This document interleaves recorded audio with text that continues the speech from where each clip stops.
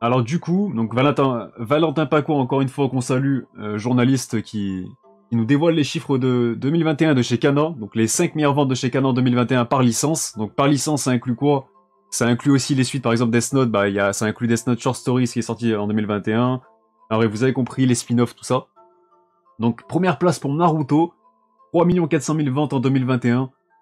On rappelle que Naruto est quand même fini depuis 2014, donc certes, il y a toujours les tomes à 3 euros, les premiers tomes, mais pour moi, j'ai envie de vous dire que c'est pas grave, enfin, c'est pas grave. C'est pas ça qui va influer vraiment sur les ventes, même si ça joue, attention, ça joue.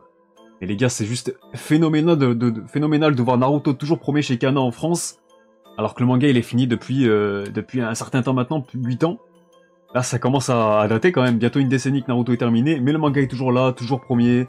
Enfin, bref, incroyable, le manga veille super bien et il continue de recruter des nouveaux lecteurs. Donc ça, c'est très très intéressant pour Naruto. Ensuite, on a Assassination Classroom. Donc je savais que c'était populaire, mais pas à ce point, je vous cache pas. 780 000 ventes. Donc là, pareil, gros succès, mais surtout, pareil, c'est un manga qui est terminé depuis, je sais plus exactement combien de temps en France. Il n'y a pas eu de nouveau tome non plus. Pourtant, bon après bien sûr, il y a eu le Pass Culture, tout ça, il y en a qui en ont profité pour prendre des collections entières. Mais voilà. Hunter x Hunter, 600 000 exemplaires vendus. Pareil, le manga il est en pause depuis un certain temps, pas de nouveaux tomes. Donc là, c'est vraiment des séries de fonds de catalogue, mais qui portent surtout le catalogue des éditions Canon encore. C'est assez incroyable. Donc Death Note, un peu le même cas, mais comme je vous l'ai dit, il y a eu le one-shot, le recueil d'histoires courtes plutôt, Death Note Short Stories. Donc 486 000 exemplaires, les deux regroupés. Donc vraiment pas mal aussi pour le coup, Death Note qui est un classique qu'on ne présente plus. Et enfin, on a Naruto et on a aussi son fils, Boruto, 483 000 exemplaires vendus aussi. Donc la série qui est toujours en cours et c'est la seule pour le coup dans cette petite liste. Donc je sais pas ce que vous en pensez déjà pour commencer là, mais en vrai intéressant. Donc là ouais c'est juste 2021 les gars, pour ces chiffres là en tout cas. Donc franchement moi Voilà, ce qui m'interpelle le plus, c'est qu'on est, à part Boruto, on n'a pas un manga qui est en cours qui porte Kana en fait. Là c'est vraiment l'éditeur qui est porté par son fond de catalogue, ces séries qui ont fait son succès par le passé.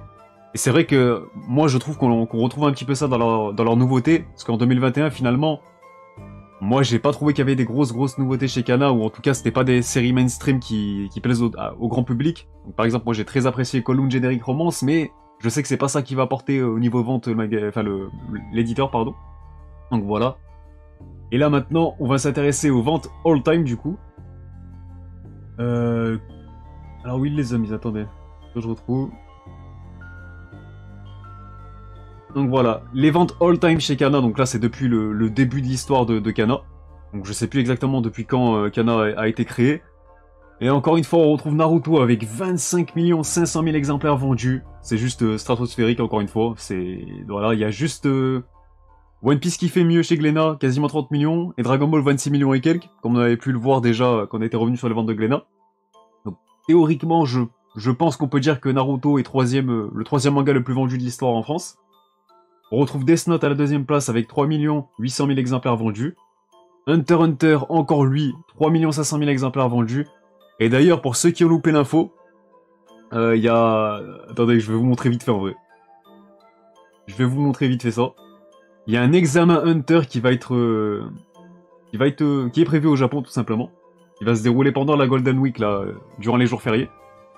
Donc du coup, il va se dérouler au stade Jingu de Tokyo en l'honneur de Hunter, voilà, pendant la Golden Week. En vrai, l'idée est cool. L'idée est cool à retranscrire IRL, tout ça, il y a un potentiel, ça peut être intéressant. Bon, on aurait préféré la suite du manga, enfin le retour du manga bien sûr, mais moi ça me fait une news à vous partager pour Hunter x Hunter, et ça sera le titre de la prochaine vidéo, let's go. Comme ça, on va manger. Le mec il abuse. Enfin bref, pour compléter. Et là, moi c'est ça les surprises que j'avais évoquées plus tôt. Alors Détective Conan, je sais que c'est une grosse série, surtout très populaire au Japon. Je pensais que ça avait du mal à se vendre en France parce qu'il y a beaucoup de tomes, voilà, c'est un manga policier. Moi je trouve que Détective Conan c'est pas à ses côtés, enfin de mon point de vue en tout cas, alors que c'est encore une fois un manga stratosphérique, le scénario il est dingue, enfin bref, un manga incroyable. 3 300 000 copies vendues. Franchement ça me surprend de ouf, même s'il y a beaucoup de tomes encore une fois. Et surtout, Samurai d'Hyperkyo, 5ème, avec 2800 exemplaires vendus. Pourtant, ça c'est le genre de manga que je pense qu'on retrouve tous en occasion. On voit que ce manga qu'en occasion quasiment.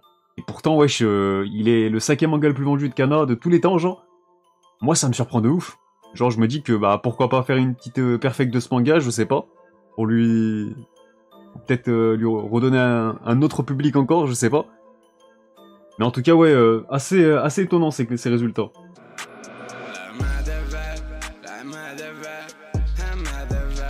Siempre en el party con la cara